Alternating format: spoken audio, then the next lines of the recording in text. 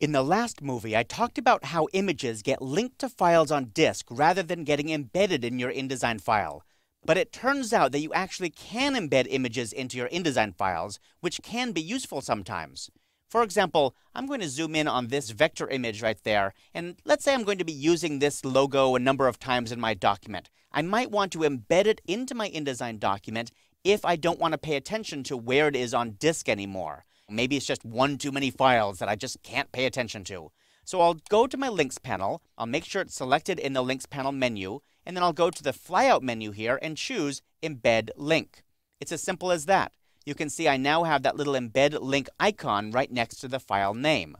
Now if I give this file to somebody else, they don't have to have that logo on disk anymore. It's inside the InDesign file. If I print it, I don't need to have it linked to a file on disk. It's embedded in the InDesign file. That really is okay.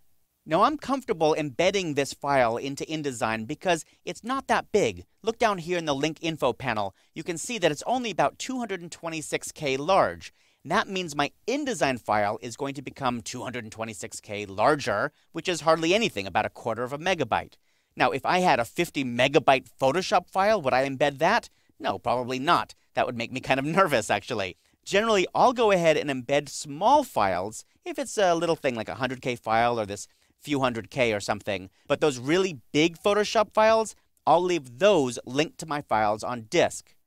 Now, if you receive a document that has an embedded image in it, or if you open this document and you can't find it on disk and you need to make an edit to that file, maybe you need to open this in Illustrator, don't worry, you can unembed it too. Simply select it in the Links panel, go to the Links panel menu, and choose Unembed Link. When you do that, InDesign asks, do you want to link it to the original file or not? This is a very confusing dialog box in my opinion. If you have the original image on disk and you want to relink to it, click Yes. If you don't have it and you simply want to pull it out and rebuild the document on disk, go ahead and click No. InDesign then asks you where do you want to put it. For example, I'll put it up here on my desktop and I'll click Choose, and it saves it to the desktop or wherever you put it and relinks it automatically there. So once again, embedding images into InDesign can be very efficient, especially with these small images like logos, that kind of thing. But for big images, you probably want to avoid that.